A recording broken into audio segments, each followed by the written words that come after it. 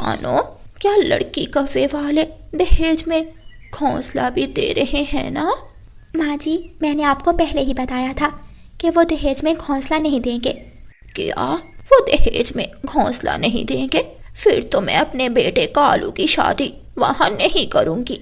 ऐसा ना करें माँ जी, आज शादी का दिन है और आप ऐसी बातें कर रही हैं। मैं बात करूँगी, वो बाद में घोंसला दे देंगे। माँ ठीक है, अगर चिड़िया वादा करती है तो दहेज का घोंसला बाद में ले लेंगे। मोटरसाइकिल तो दे रहे हैं ना? हाँ, मोटरसाइकिल तो वो देंगे। आज कालू कव्वे की शादी थी। कालू कव्वे का रिश्ता रानो चिड़िया ने अपनी सहेली गौरी कव्वी से करवाया था। गौरी कव्वी दुल्हन बनी बैठी थी। कालू कव्वा बारातियों के साथ आता है और गौरी कव्वी को बिहा कर ले जाता है। गौरी कव्वी अपने ससुराल में पहुंच जाती है। वो मेरा दहेज का मोटरसाइकिल कहाँ है? ना किसी ने दिया ना मैंने लिया। पति जी, वो हमारा पड़ोसी है ना कबूतर चाचा, माँ ने उससे कहा था कि वो छोड़ जाएगा मोटरसाइकिल। तभी उनके घर के दरवाजे पर दस्तक होती है। कालू कव्वे की माँ दरवाजा खोलती है। माँ जी, कालू दूल्हे को भेजें, उसके दहेज का मोटरसाइकिल आया है। कालू कव्वा भी दौड़ा दौड़ा बाहर आता है। आ गया, मेरे दहेज का मोटरसाइकिल आ गया। कालू कव्वा कबूतर से मोटरसाइकिल लेता है और जंगल का चक्कर लगाने निकल जाता है। बहू, मेरे बेटे को 100 रिश्ते मिल रहे थे, लेकिन रानो चिड़िया हमारी पड़ोसन है। उसने तुम्हारे रिश्ते की बात की तो हम मान गए। सासू माँ, मैं भी आपका ख्याल अपनी माँ की तरह ही रखूंगी।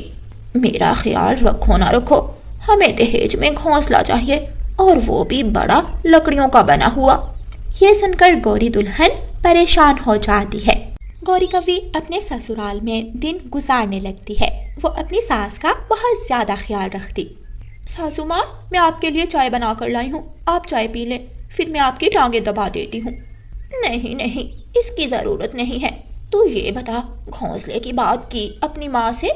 सासू माँ, मेरे माता पिता गरीब हैं, वो भला मुझे घोंसला कहाँ से दे सकते हैं?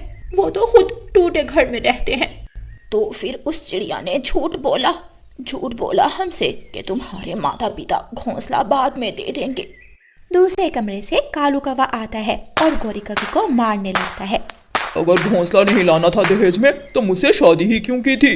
माँ, इसे अभी के अभी निकाल दो घर से, मैं दूसरी शादी कर लूंगा। कृपया करें पति जी, ऐसा मत करें। मैं बात करूंगी, मैं अपने माता पिता से बात करूंगी। दोपहर के बाद गौरी कव्वी रानो चिड़िया के पास जाती है। रानो मेरी सहेली, वो बूढ़ी कव्वी और मेरा पति घर से निकाल देंगे। अगर उन्हें दहेज का घोंसला ना मिला तो वो मुझे अब और उस घर में नहीं रहने देंगे। गौरी बहन, गलती मेरी ही है। मुझे ऐसे लालची परिवार में तुम्हारी शादी करवानी ही नहीं चाहिए थी। वो कालू शुरू से ही आवारा और आलसी है। मैंने सोचा कि शादी के बाद शायद वो खुद को बदल ले। मैंने माता पिता से बात की थी, लेकिन उनके पास अभी दहेज में देने को घोंसला नहीं है। गौरी, अपनी अकल से काम लो, शायद एक ना एक दिन तुम उनका दिल जीत ही लो। एक रात तेज बारिश शुरू हो जाती है। कव्वों के घर की छत टपकने लगती है।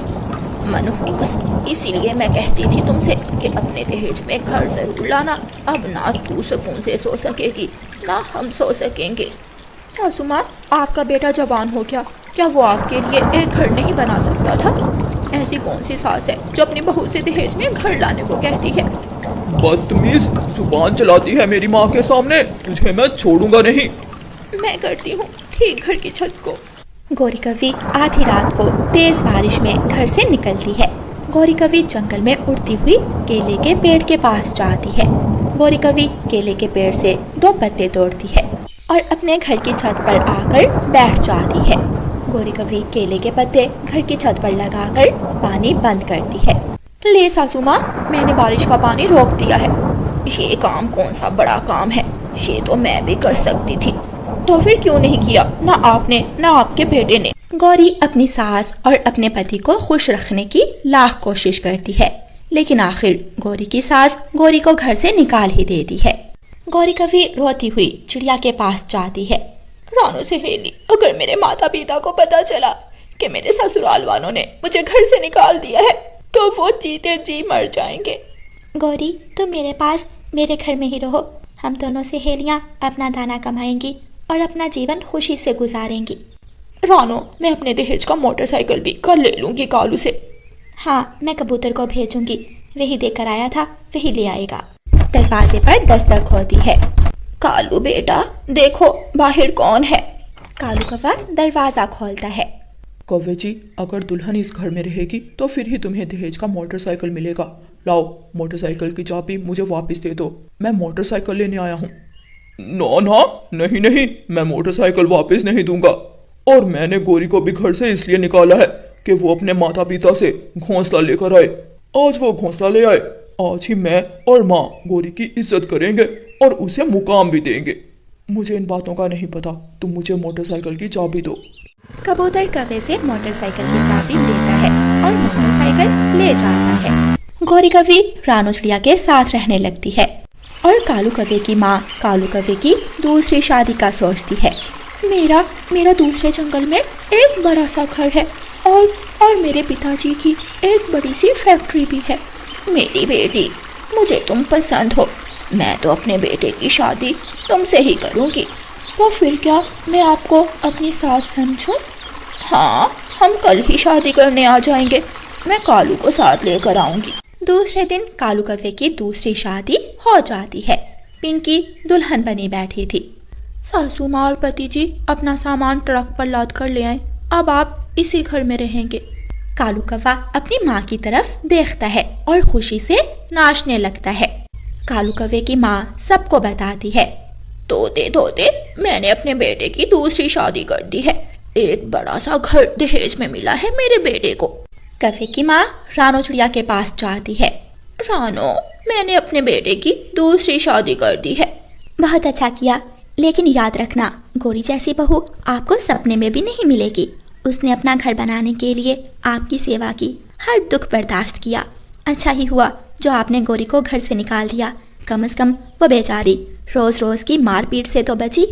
बड़ा घर मिला है मेरे बेटे को दहेज में। हम आज शाम ही अपना सामान लाद कर दूसरे जंगल जा रहे हैं। शाम को एक ट्रक कालू कौवे के घर के बाहर आ जाता है। कालू कौवा घर का सारा सामान ट्रक पर लाद लेता है और दोनों माँ बेटा वो जंगल छोड़कर दूसरे जंगल की तरफ चले जाते हैं। कबूतर रास्ते में बैठा था। वो कौवे से पूछता है, कौवे कौवे, कहाँ जा रहे हो? अपने ससुराल जा रहा हूँ, मुझे दहेज में बहुत बड़ा घर मिला है, मैं और माँ वहाँ जा रहे हैं। कौवा अपनी माँ को लेकर अपनी पत्नी के बड़े से घर में पहुँच जाता है। सासू माँ, ये कमरा तो मेरा और पति जी का है, आप वहाँ सर्वेंट रूम में चली जाएं। क्या मैं यहाँ नहीं रहूंगी? माँ, वो भी तो रूम ही है, घर का हिस्सा ही है। बड़े बड़े घरों में ऐसा ही होता है। माँ जी तो सर्वेंट रूम में चली जाती है। अरे, ये क्या किया तुमने? सारा कारपेट